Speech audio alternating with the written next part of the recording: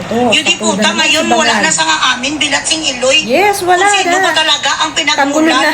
sang inyong mga excited ang mga diputa nga nag-hallucination Yes, sila. May nagsabi na hindi nagpapalusot pa galing sa talaga. presidente, sabi sang sinto-sintong alpot nga si Claire. Grabe, Hindi nang galing sa kasinungalingan presidente ko. ang arrest nga term. Tapos ganito na naman ka, kahit ano pang gawin yung mga diputa kayo yung Yes, yes, give again. true. Na nakulong, na detain, hinuli ang diputa nga Carabao Road nyo nga gago nga si Saldis. Tas doon sa Prague yun pala lahat ng yun yung diputa guni-guni. Yes, Hindi naman pala amas lang totoo. pala. Tapos ngayon din nabaya kayo. Wala nga amin ang alput ni ikaw ang numero 1 kaputi-guno Claire Yes. alput. True. Pinatsing iloy ka kayo ang nagabuang sa buong Pilipinas. Kung meron ka pagulo sa Pilipinas, hindi kami kayo. Yes. Putang ina, Eto paano pa, yan? oh. Si Bangag mismo, okay, ang nagpasimuno ng fake news na yan. True. Putang ina, very confident pa siya habang chinichika niya sa mga Pilipino yung pagkaka-aresto dito kay Saldico. At ito Yes. naman kumari ko to the rescue agad ang putang inang babae niyan. Para sabihin mo na Sapul wala eh. namang sinabi. Okay, si Ngagva na naaresto. Tang ina mo, pumunta ka sa Facebook page. Official Si Kumaring Facebook Claire, page si ni Bangag. Auntie Claire. Nakalagay doon. Saldico, Yes. nahuli na. So Grabe, no? ano bang pinagkaiba ng Lulusot na. nahuli na sa naaresto, tarantado? Nakagigil na pa kasi nungaling nyo. Hanggang Napuno ngayon, ka, papalusot pa rin nagsinungaling. kayo. Sabi sa inyo dinivert na naman ni Bangag Yes, yung true. issue. Yun yun eh. Dahil nga hindi tumiba, hindi kumita yung pelikula ni Madriaga. So, ayan na nga, nagkakagulo na naman kasi parang wala talagang aamin kahit na sapul na at sunog na sa kasinungalingan niya si Marcos Jr. Itong si Auntie Claire, ilulusot pa rin at pagtatakpan niya yung amo niyang Bangag kasi hindi daw naman nagsabi na naaresto. Ang sinabi nga naman ay nahuli. Pero ano ba yun? Magkaiba pa ba yung nahuli at naaresto? Grabe naman yun. Talagang ganyan yun na lang tingnan ang mga Pilipino. Akala nyo kasing bobo nyo. Hindi nyo na mapapagtakpan yan. Kahit anong gawin nyo. Dapat kasi kahit papaano, alam nyo yung humingi na lang kayo ng pasensya na nagkamali. Baka matanggap pa yun ng mga tao. Pero yung ganyan na talaga harap-harapan yung pagsisinungaling pa rin. Wala talaga. Lalo yung nilulubog yung sarili nyo. Kayo talaga ang sumisira. Kita mo, sasabihin mo ganyan, Claire Castro, samantalang may isa pang video na sinasabi ni Bongbong Marcos na parang kailangan daw ng panahon para makipag-coordinate, para maiuwi si Saldico. Diba? Nagsabi pa siya ng ganyan. Tapos sinabi na nga ni Maharlika at ni Atty. Harry Roque na hindi totoo yan sinasabi niya kasi galing mismo kay Saldico na hindi siya na-detain, hindi siya nakakulong at hindi siya naikulong. Ganon. Tapos ngayon ganyan. Sabi nga nung iba, meron pa ng may nakita pa ako na parang may tao pa na papupuntahin. Meron nang naka-assign na pupunta doon para ayusin at lahat makipag-coordinate para maipauwi dito si Saldico sa Pilipinas. Yay, di talagang hindi nyo talaga alam yung mga pinagsasabi nyo, pinagluloko nyo talaga ang mga tao. Pero sabi nga dito, parang, hindi kasi nagtagumpay si Madriaga, kaya parang panligaw na naman to, panlis na naman tong ginawa na to ni Marcos Jr. So pero ngayon, sino naman nakakahiya, di ba? Kayo yung gumagawa ng kahihiyan nyo. Kagamot sa administrasyon mo. Lagot na naman. BBM. Yung diputa ngayon wala na sa nga amin bilat sing iloy. Yes. Kung sino ba talaga ang pinagmulan sang inyong mga excited ang mga diputa nga nag-hallucination sila. May nagsabi na hindi galing sa presidente, sabi sang sinto-sintong alpot nga si Claire. Hindi nang galing sa presidente ang arrest nga term. Tapos ganito na naman ka, kahit ano pang gawin yung mga diputa kayo yung Yes, make us believe true. again. Na nakulong, Wala nang naniniwala, basta't sinabi ng Bangag na yan. ang diputa nga Carabao Road nyo nga gago nga si Saldis. Tas doon sa Prague yun pala lahat ng yun yung diputa guni-guni. Yes. Hindi naman pala totoo. Tapos ngayon dahil napaya kayo, walang aamin ang alput ni ikaw ang numero 1. Walang aamin talaga, pagtatakpan pa. Pinatsing iloy ka kayo ang nagabuang sa buong Pilipinas. Kung meron ka pagulo sa Pilipinas, hindi kami kayo. Right? So, kinumpirma ng DOJ na hindi totoo na naaresto si Saldico. Yes, di ba nakakahiya? Putang ina, paano yan?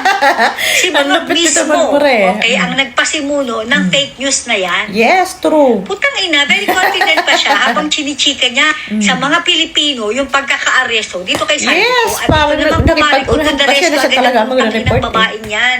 Para sabihin mo na wala namang sinabi.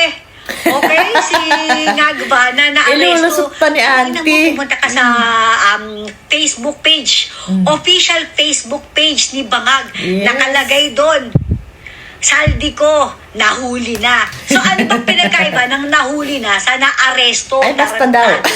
Ganun. Nakagigil na pa kasi nungaling nyo. Hanggang ngayon, Yes. nagpapalusot pa rin kayo. Palusot Sabi talaga sa inyo, lahat. dinivert na naman ni Bangag Ayun, yung issue. yun. Dahil nga hindi tumiba, hindi kumita yung pelikula ni Madriaga. Yes. Kaya binanatan niya agad ng bagong issue na nahuli na si Saldico. O Yun. sige, hindi na aresto, nahuli. Nahuli. Oo nga naman. Oo, nahuli. Hindi na aresto. Ganun na lang. Totoo lang, di ba? Magbuhat nung in-announce ni Bangag na nahuli na itong si Saldico, wala tayong nabalita na kahit ano. Wala. Kasi Walang pictures, kinukumpirmado walang any lang, hindi evidence, walang totoo resibo, eh. etc. Blah, blah, blah. Which is, very impossible. Sa laki ng issue at Yes, sa taas dapat ng may naging mga posisyon at picture sa na laki kaagad ng eh. naging partisipasyon ni Saldico sa nakawan. Okay? Sa Yes. gobyerno, posible namang hindi balita yan kung saan ng True. bansa siya nahuli, kung sa Czech Huling-huli ang Republic man o kung saan kasinungalingan man. band na yan eh. Di ba? True. Putang inang to si Kumari True, ko lalo. ngayon, sino bang fake news? Yes. O di na pag-alaman na kayo ang fake news, gaga. Yung presidente mismo. Nakakadiri. Kakahiya. Babaeng to, nakakasuka yung mukha mo, pati ugali mo nakakasuka. Sa totoo Eh, lang, wala itong eh. si Taga-tahol Kumari eh. ko, hindi na gumagamit ito ng utak. Kahit ano na lang, basta may maisagot siya. Kahit ano na lang, basta may masabi siya. Hindi na siya nag-iisip. Di ba lagi Yes. kong sinasabi, tamad yang Kumari ko. Hindi na nagre-research. Basta kung ano na lang ang masabi niya, mahalaga, makapagsinungaling siya, mapagtakpan Yes, niya, true. mapagtanggol niya, itong Yan si lang Bangag. naman lagi eh. Basiraan. I-destroyin Ang mga Duterte. ang mga Duterte. Yun lang naman ang mission niya. Pero sabi mong gagamit siya ng utak, ng Wala. wala. Hindi na nagre-research at hindi na rin niya nag-iisip. Basta banat lang ng banat. Eh, ikaw ba naman makatanggap ng maleta? Sabi ni, okay, Congressman Leviste. Itong Kumari kong gaga, nakatanggap din ng maleta. Ay, grabe. Putangin na, ha? pero kay fake news, nakakaya kayo. Presidente ka pa naman, tapos confident na confident ka, habang Yes. niluloko mo yung mga tao. Parang naalala ko na naman yung PhilHealth eh. Di ba sabi ni Bangag? Naku, basta magsalita si ibabalik na Bangag, po wala yung nang 60 aasahan billion na totoo pera dyan. ng Naku PhilHealth. po. Ano na, 24 years na magmula na sinabi mo yun. Wala eh. Ano na, wala pa rin. Putang ina to, nakakagigit sinungaling. O, ayan na nga, di ba? Talagang sunog na sunog. Sapul na sapul ang kasinungalingan ng mga taong to. Kung ginawa nyo man yan na panlihis, eh, nakakahiya naman kayo. O kayo pa rin yung, sino pa rin yung nakakahiya, di ba? Kayo pa rin. Paano nyo ngayon sasagutin to? Yung mga taga-sagot nyo, yung mga taga-tahol nyo, yung mga taga-pagtanggol nyo. Si Auntie Claire, wala ka nang maasahan dyan eh. Kasi kahit ano na lang sinasabi niya, mailusot lang niya. Ganun ang ginagawa niya ngayon na, kitang-kita naman ng mga tao. Wala, nakatanggap din daw kasi ng maleta eh. O, paano ba yan, Auntie Claire? Kaya naman pala sa bagay, nag-iiba daw talaga ang... Kahit nga yung mga nasa Congress, kahit puro kasinungalingan na, basta may maleta, go pa rin sila eh, sa bagay. Pero ano naman yan? Sisinglin at sisinglin naman kayo niyan. Hindi naman forever na may ganyan kayo eh. Ngayon, sige, enjoy nyo lang yan. Pero, sabi nga, bilog ang mundo. Ang dami nyong ginagawang panggigipit, kasinungalingan, dun pa lang. Nanamnamin nyo yan. Malapit na yan. Nako, itong taon na to. Saka ang daming yung, ginagawang talagang hindi katanggap-tanggap. Pati yung mga puro talagang labag na sa batas yung ginagawa nyo. Hindi dapat pinapatawad. Lalo na kung ako si BP Sara, hindi ko patatawarin talaga yun. Walang patapatawad. Hindi naman ako Diyos eh. Yung Diyos nagpapatawad eh. Tao lang naman tayo eh. Bakit ba? Ganon. Kasi wala talaga. Sabi nga kahit tadtarin mo itong mga to, ipako mo sa krus tapos anuhin mo pa. Parang torturin mo pa. Wala, kulang pa sa mga ginawa nila. Lalo na tong pamilyang Marcos na to. Tapos yan nga, diba nga, paano nyo pa sisinungalingan to? Kung balik tayo dito kay Bangag na sinungaling. Hindi daw, ang sabi ni Auntie Claire, ay hindi daw naman sinabing aresto. Sige, nahuli. Yun ang gusto mo, nahuli. Ano yun? Sabi nahuli na si Saldico, sabi ng Bangag mong presidente. Saka hindi lang yung, kahit hindi yun eh. Nag-report pa yan na may kailangan pa ng panahon para maiuwi si Saldico, pero nakikipag-cooperate. Pinanindigan talaga niya. At meron pa nga daw tao na naka-assign na doon na pupunta para maiuwi din si Saldico. Di ba?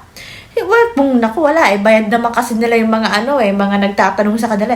Kung matatapang lang yung mga media na yan at hindi nababayaran, yari yan sa mga tanungan eh. Magagaling sana yung mga yan. Kaya lang, syempre, trabaho lang. Hindi rin sila makapalag, di ba?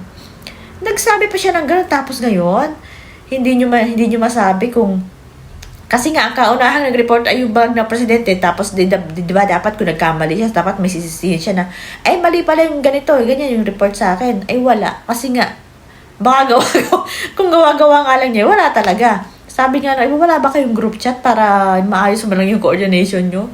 Yun na lang yung sinasabi ng mga tao, pero pinagtatawanan talaga sila ng lahat ngayon. Pero, yun nga, talagang ang gagawin na lang natin ay sakyan lahat ng mga pakulo nila, sagutin ng sagutin, supalpalin ng supalpalin hanggang matapos tong mga to. Wala eh, talagang ganun ang ginagawa nila eh. Pag katulad nila, magbumagsak yung pakulo nila kay Madriaga, yun ang ginawa niya. So, successful naman siya kasi sabi ko, pagkakaguluhan talaga, akalain mo namang mahuli na yan. Eh, syempre, yung iba, ayaw nating mahuli kasi nga baka tigiin eh. Oh. Kailangan si Saldi kung mag-testify dyan sa mga bangag na yan. Tapos ngayon, ayan, ginigipit nila si Kong Mike, pati yung asawa at anak. Tapos ngayon, may bago na naman si Boying daw at si Romualdez, parang hindi raw nagkaayos yung deal nila. Tapos parang yung, hinold na yung mga ari-arian yata ni Martin Romualdez. Ganyan naman ang pakulo nila ngayon. So, abangan natin, maglabo-labo kayo dyan, pero lahat ng yan ay may katapusan.